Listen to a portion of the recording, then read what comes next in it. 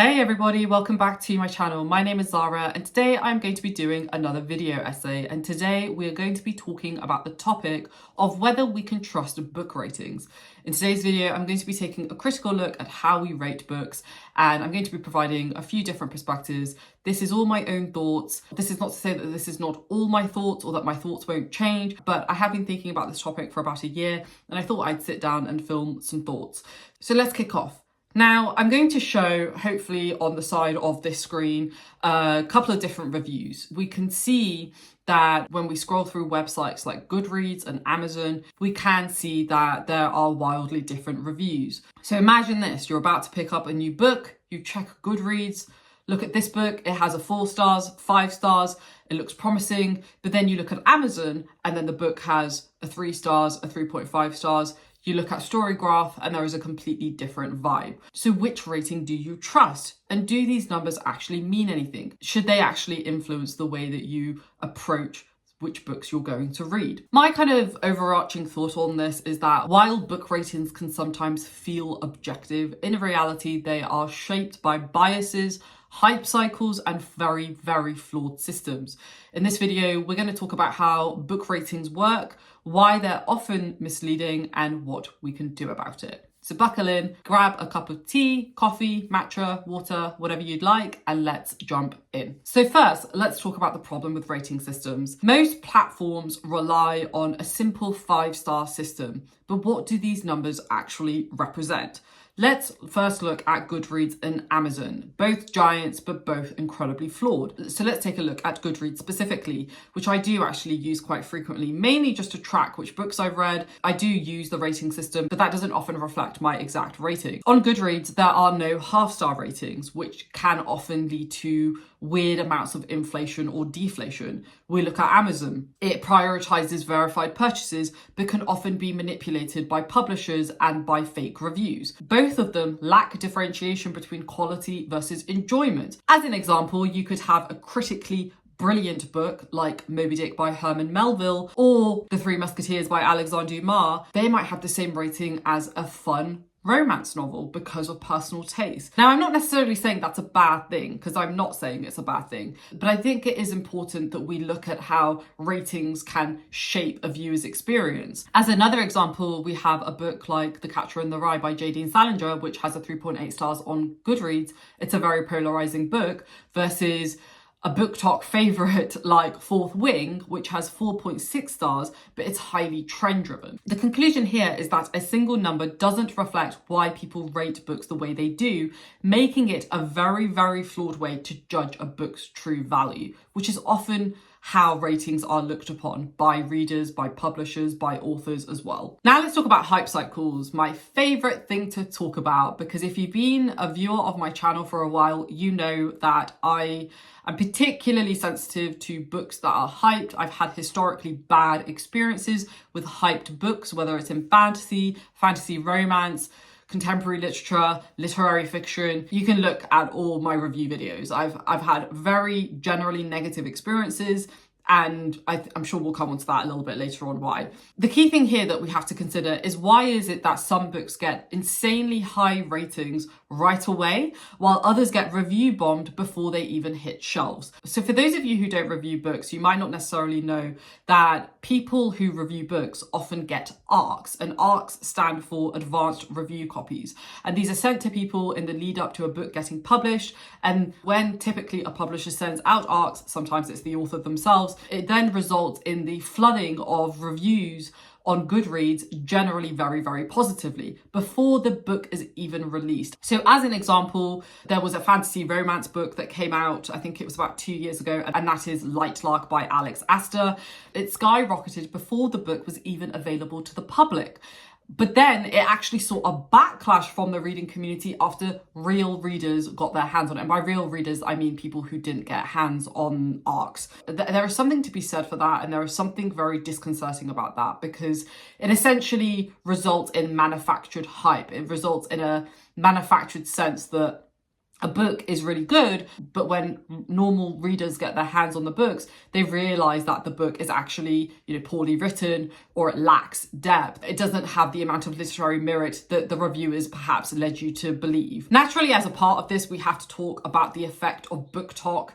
And while I have said in my previous video essay, while I do appreciate the fact that book talk has helped get a lot of people back into reading, particularly younger generations, I do think book talk has also had some negative effects. And Alex Astor is one example of that. Her book went very, very popular on book talk as well. Fourth Wing by Rebecca Yarros is another example of that, but I'm sure we'll touch on that a little bit more in a second. Books that trend on social media can shoot up ratings because people don't want to feel like the odd one out. I do genuinely believe this plays a role. It's not the only reason, but I do think it is part of why people want to then jump onto Goodreads or jump onto Amazon and then talk about it on their social media channel to say, well, look, I rated it in this way. People want to feel a part of a community, and I think book talk is a particular type of community where that sort of stuff happens.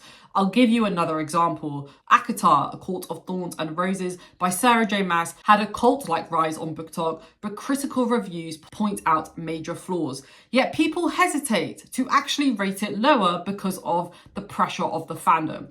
Now, I'm going to talk about my own personal experience here because I have reviewed some of Sarah J. Maas's books on my booktube channel. I've also reviewed all of Rebecca Yarros's books so far in the Fourth Wing Empyrean series. And I have had many instances of people commenting on those videos and just saying the most honestly ridiculous comments, essentially critiquing my critiques by saying that, oh, well, you just don't like fantasy romance and you just hate fantasy romance. And that is not an actual critique. I actually used to love the fantasy romance genre. It's actually one of the genres that really got me back into fantasy and my love for reading. And I do get frustrated when people say that as a way to diminish someone's perspective on a book, particularly when they spend about an hour going through every single issue and providing evidence for every single issue. When that happens, that then actually puts off other reviewers from reviewing the book because they don't feel safe enough to do so.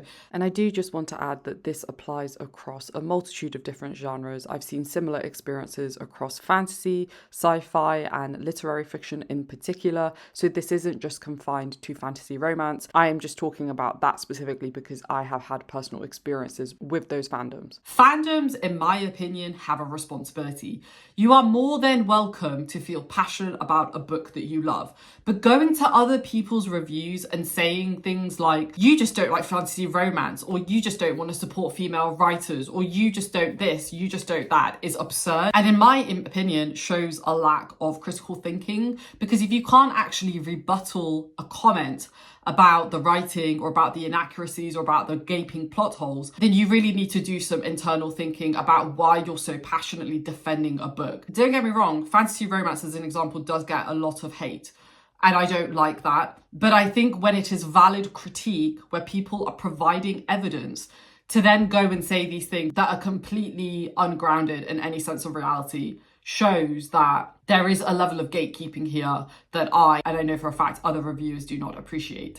And I just want to add that it's absolutely fine that if you are happy to overlook those issues, whether it's poor character development or gaping plot holes or just really, really poor writing, then that's also fine. But the issue arises when people are critiquing your comments, not for the actual substance of what you're saying, but they're critiquing you just because you didn't like a book that they love. So here we can see, and I apologise for the little tangent that I went on, that book ratings are not just about the book. They're about timing, they're about marketing, they're about peer pressure, they're about the amount of dollars and budget that these publishers are putting behind these books. It's about so much more than whether this book is a good piece of writing. So it is important to keep that in mind. Now let's talk about review bombing and how people weaponize ratings. I think this is quite an interesting one. People definitely can use ratings as a weapon, and this is what we typically call review bombing. This is where books get flooded with one-star reviews, often for reasons that have nothing to do with the actual content of the book. I'll give you a couple of common reasons why people feel the need to review bomb. So as an example, there can be political or controversial themes in a book. So as an example, The Ballad of Songbirds and Snakes by Suzanne Collins was review bombed by Hunger Games purists before its release. We've had author behaviour scandals. For example, the author of She Who Became the Sun, Shelley Parker Chan, was review bombed after online drama, which was actually unrelated to the book itself, from what I understand. We've also seen TV and film adaptations cause backlash. So the Rings of Power TV show on Amazon sparked Tolkien fan wars, dragging down book ratings as well. So ratings can actually become a battleground for fandom wars or personal grudges. And at that point, they stop being a useful tool for readers. Now, there is a separate conversation, which I may have on my channel at some point, whether you can separate the art from the artist. But I definitely think we have seen examples of people review bombing authors and books and series due to a lack of alignment. I have actually seen some classics get review bombed as well. Like as an example, The Catcher in the Rye by J.D. Salinger, it kind of had a bit of a resurgence. I think it was just after COVID and a lot of people read it and a lot of people gave it 1 star just because they didn't like the subject matter of the book, which I don't necessarily know if that's how you should be rating a book. I personally don't rate a book because of the subject matter. I rate it because of how the subject matter has been approached. I also think one thing that people often forget, and I think is really important not to forget, is that we have to remember the time that books are written in. I know some people disagree with that, but literature, movies, TV, games, whatever it may be, any form of art is a reflection of the time that it's written in. And I think it's really important to remember that when we're reading certain books, particularly as it relates to classics, because the world is constantly changing and literature reflects that. Now let's talk about whether there is a better way. There is always a better way, and often sometimes you have to take control back into your own hands and kind of try to figure out what works for you. And that's what I'm trying to do at the moment. So if we can't trust book ratings, what should we do instead? I think I'm just going to talk about a few of the things that I do and a few things that I suggest if this is a matter that is important to you. I think use multiple sources, compare Goodreads, Amazon, Storygraph, look on Reddit, look on YouTube, look on other social media channels, and kind of then figure out kind of what appeals to you and what doesn't appeal to you through that. Look at critical reviews as well. One of the trends that I really dislike that is particularly popular on BookTube is this whole idea of like reviewing a book in 1 sentence. I really, really dislike that. It goes back to this whole rise of anti-intellectualism discussion that I had in one of my videos a few weeks ago. And I think that is kind of a symptom of that. And I don't think that can ever really accurately reflect the quality of a book. So do seek out critical reviews, long form videos, people who actually really talk about the content of the book and aren't just giving you sentences here and there and not actually giving you anything of merit to think about. Another suggestion is to look at review content rather than just the numbers.